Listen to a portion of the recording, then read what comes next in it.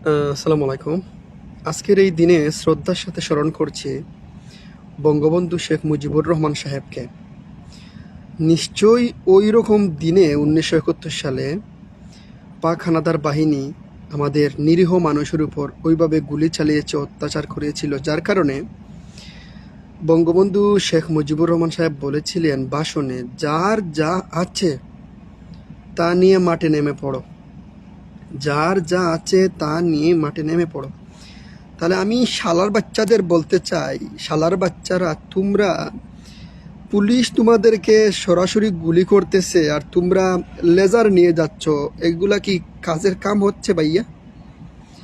হাতে থাকতে হবে 3 ফুট লাঠি। আজকে তোমরা শেখ মুজিবুর রহমান সাহেবকে শ্রদ্ধার সাথে স্মরণ করে, ওনার সেই ভাষণকে স্মরণ করে, হাতে যা পাও 3 ফুট লাঠি বা 3 ফুট বাঁশ নিয়ে প্রত্যেক পুলিশের জোড়ায় জোড়ায় বাড়ি দাও। তখন পুলিশ অটোমেটিক স্ট্রাইক করবে, পুলিশ বরখাস্ত নিতে বাধ্য হবে, রিজাইন দিতে বাধ্য হবে। ওইভাবে টুন টুন টুন টুন করে করে গেলে তো বাড়ি খাবা ভাইয়া।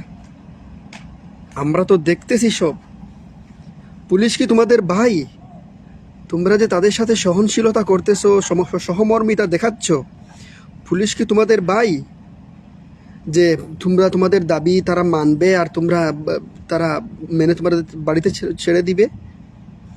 এই সময় তো শেষ, এটা তো চলে গেছে ভাইয়া। এই যে আজকে দেখলাম একটা প্রবাসী ভাইয়ের স্ত্রী কান্না করতেছে 24 চ্যানেলে। সে প্রবাসে আসতে চাইতেছে, তাকে রাস্তার মধ্যে ধরে নিয়ে তাকে এমন পিটুনি দিছে, দেওয়ার পরে তার কাছে 40,000 টাকা দাবি করছে। এই যে প্রত্যেকটা বাচ্চা জানালার দিকে দেখতে গিয়ে তারা প্রত্যেকটা শিশু 5 বছরের 6 বছরের বাচ্চারা নিহত হয়েছে।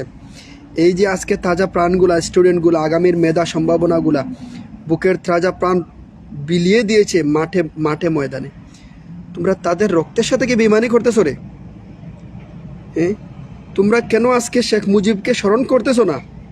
আজকে তো সেই দিন, যেই দিনে পাক হানাদার বাহিনীরা আমাদের বাঙালিদের উপরে ঝাঁপিয়ে পড়েছিল আর রক্তে রঞ্জিত করেছিল। তাহলে আজকের ওই দিনে পুলিশ বাহিনী যেভাবে আমাদেরকে, নিরীহ স্টুডেন্ট মানুষদেরকে, মা বোনদেরকে গুলি করে হত্যা করতেছে, বাসার মধ্যে টুকিয়ে টুকিয়ে বলতেছে স্টুডেন্ট আছে কি না, তাহলে তোমরা ওইভাবে নিরস্ত্রভাবে কিভাবে যাও? এখানে হাতে লাঠি নাই, বাঁশ নাই, কোদাল নাই, খন্তি নাই, এগুলা দিয়ে তাদের জোড়ায় জোড়ায় বাড়ি দাও। দেখো, আমি যে বিল্ডিংয়ের উপরে দাঁড়িয়ে আছি, ওই বিল্ডিংয়ের খবর কি তোমরা জানো? এই বিল্ডিংয়ের সৌন্দর্যতা তো তখনই আসছে যখন পোড়ামাটির ইটগুলা ওই বিল্ডিংয়ের নিচের চাপায় পড়ে আছে, যেগুলা দেখতে পাচ্ছি না আমরা।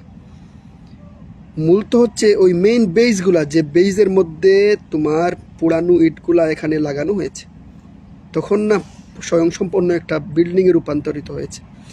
আগামীর বাংলাদেশকে সোনার বাংলায় পরিণত করতে হলে এভাবে রক্ত জড়াতে হবে, তখন আগামীর দিন একটা সোনার বাংলায় পরিণত হবে। এভাবে নিজস্বভাবে গেলে হবে না রে ভাই।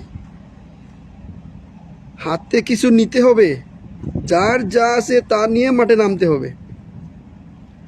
সেটা বাঁশ হোক, সেটা লাঠি হোক, যাই হোক, তা নিয়ে বের হতে হবে।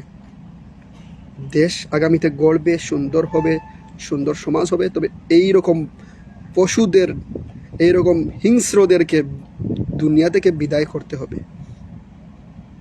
আমি একটা জায়গায় আসছি, একটা কাজে, যার কারণে তো এখানে বিদেশের বাড়িতে সব জুড়ে প্রকাশ করতে পারতেছি না, এর জন্য দুঃখ প্রকাশ করতেছি। এই যে নিরীহ স্টুডেন্টরা, এই যে সাধারণ মানুষগুলো আজকে নির্যাতিত হচ্ছে, এই যে আজকে মার খাচ্ছে, এদের প্রতিবাদ কি ওইভাবে হাতে কি লেজার নিয়ে গেলে হবে ভাইয়া চুল পালানোর জন্য? হুম, সুতরাং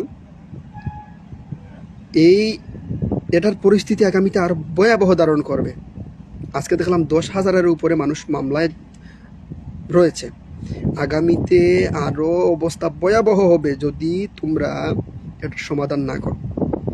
আমি একটা স্ট্যাটাসে লিখেছিলাম, ভ্রমরের কাছায় যেহেতু হাত দিয়েই দিছো, তাহলে ভ্রমরকে পাকড়াও তোমাদের আয়ত্তে আনতে হবে, না হলে তুমিও মরবে, তোমার পরিবারও মরবে।